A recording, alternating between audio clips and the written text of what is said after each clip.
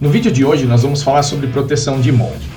E quando eu falo de proteção de molde, a gente está falando em aumentar a durabilidade da vida útil do seu molde e evitar problemas futuros a respeito aí de pontos, geração de pontos de rebarba, geração de amassamentos no molde ou esmagamentos de saídas de gases, esmagamentos de canais e outros pontos que normalmente acontecem quando não se protege corretamente o molde. Principalmente quando você não sabe utilizar os recursos da máquina ou não conhece o funcionamento da máquina injetora.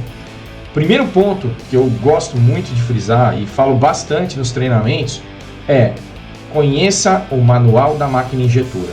Então, pessoal, se vocês ainda não leram o manual da máquina injetora de vocês, agora já é mais do que na hora para começar a ler. Principalmente porque, lendo o manual, a gente entende quais são os parâmetros que estão ligados à parte de proteção de molde. E quando eu falo em proteção de molde, vem um monte de coisas na cabeça. Podem vir posições, podem vir tempos, podem vir pressões, podem vir velocidades, podem vir retardos, podem vir N outras questões que a gente precisa entender em relação ao funcionamento da máquina antes mesmo de começar a regular a máquina injetora com a proteção de molde. Pontos importantes também são dados através da altura do molde, a relação de colocação do molde na máquina e a própria sensibilidade que a máquina tem em relação à proteção de molde. Tudo isso, pessoal, tem vínculos importantíssimos na hora de você regular. Então, nesse vídeo eu quero resumir para vocês alguns pontos principais que eu normalmente avalio quando eu chego numa máquina injetora e olho para a página de fechamento para saber se a máquina está ou não está respeitando a proteção de molde como deveria. Então, o primeiro ponto, pessoal, enquanto uma máquina inclusive está funcionando, que a gente pode olhar para saber se a máquina está ou não respeitando a proteção de molde, é o tempo de proteção de molde. O que é o tempo de proteção de molde? É o tempo em que o movimento de fechamento leva para passar da posição que seria a entrada da segurança do molde e o final da proteção de molde, que é, na verdade, o início do travamento. Isso é, quando a máquina passa do controle de velocidade do movimento para o controle de pressão no movimento de travamento. Isso porque fechamento é o movimento do molde ao fechar as duas faces até o seu encosto. Depois que acontece o encosto das duas faces do molde, este movimento para de controlar em termos de velocidade e começa a controlar pressão. Então, no tempo de entrada e o tempo de saída desta fase, ele normalmente acontece em um momento único. Então, se o tempo de fechamento, vamos dizer aí, são 2 segundos, ele vai acontecer dentro desses 2 segundos, mas ele não leva os 2 segundos totais. Então, normalmente as máquinas têm um cursorzinho ali, que você na tela tem os pontos de leitura desses tempos. Então, se você for andando lá com o cursor na tela, você vai lá encontrar o tempo de proteção de molde, que normalmente é um tempo programável. Isso é, eu consigo programar. E mesmo que ele esteja programado num valor acima do que está sendo lido no ponto real, né, da tela, que normalmente tem lá um campo onde vai fazer a leitura do tempo real.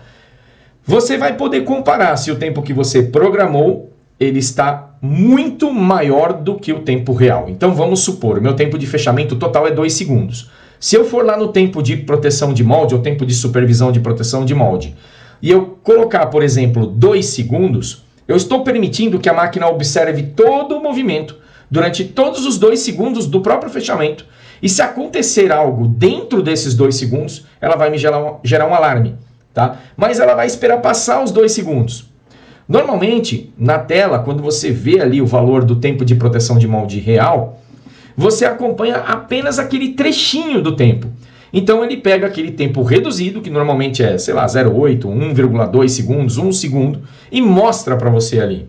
Então, para você ajustar melhor o tempo de proteção de molde, eu normalmente coloco entre 0,1 a 0,2 segundos a mais do tempo normal, real, que está sendo lido ali naquele parâmetro. Tá? Então, vamos supor lá que está lendo lá o tempo de supervisão de proteção de molde ou o tempo de proteção de molde, 1 segundo. Então, ao invés de eu programar os 2 segundos, que está lá em todo o movimento, eu coloco ali 1,2, 1,1 segundos.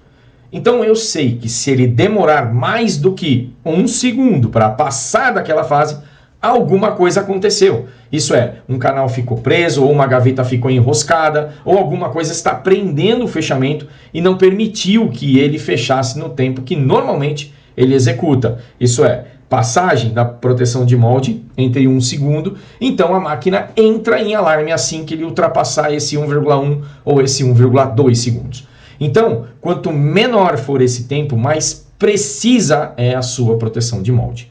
Então, dessa forma, esse é um dos primeiros pontos que a gente pode avaliar quando chega numa máquina injetora, assim, só de bater o olho, bate pronto, falar, ó, putz, isso aqui tá legal, tá bem regulado, ou isso aqui não está bem regulado, eu preciso lá afinar, tá, a regulagem de proteção de molde, porque se acontecer alguma coisa, ele vai ficar pressionando o molde ali por mais tempo do que o necessário.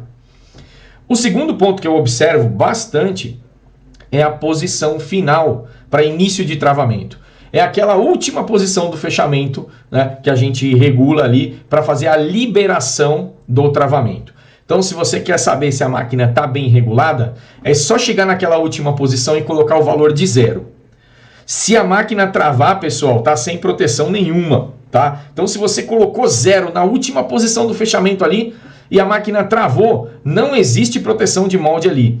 O certo é quando eu colocar 0, ela não conseguir atingir a medida de 0. E aí, no sensorzinho da tela, que é a régua potenciométrica, que está medindo a posição do fechamento, ele vai também marcar uma medida ali, tá? Seja ela 1 milímetro, 2 milímetros, 3,2 milímetros, eu não sei qual é a medida que vai estar marcando no valor real, mas tem que ser maior do que 0.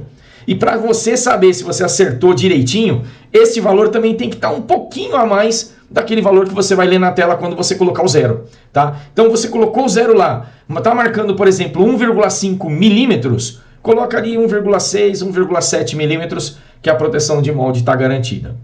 É lógico que também precisa colocar ali pressões reduzidas, velocidades reduzidas, para você ter controle. Mas esses dois parâmetros, eles costumam garantir muito bem a proteção de molde. E se você afinou direitinho aí, dessa maneira que eu tô te falando, você pode ir lá na máquina e botar uma folha de papel sulfite ali na área do fechamento, que normalmente a máquina para, ela não trava, mesmo com uma folha fina de papel ali, exercendo ali a interferência no fechamento. Então, pessoal, uma regulagem de proteção de molde bem feita, ela normalmente obedece o quê? Conhecimentos em relação à parte da máquina, principalmente a parte de programação e levando em conta esses dois parâmetros que eu estou falando para vocês aqui. Então, pessoal, isso é regra para várias máquinas injetoras, tá? Isso acontece em várias máquinas injetoras e eu posso regular da mesma maneira para várias outras máquinas, independente da marca, do modelo, do ano, dá para regular da mesma maneira, pessoal. E se você quer aprender mais sobre como utilizar melhor os recursos da sua máquina, como programar melhor os parâmetros de regulagem do teu processo de injeção, acompanhe os nossos vídeos aqui no canal do Plástico. Muito obrigado e até mais, até o próximo vídeo.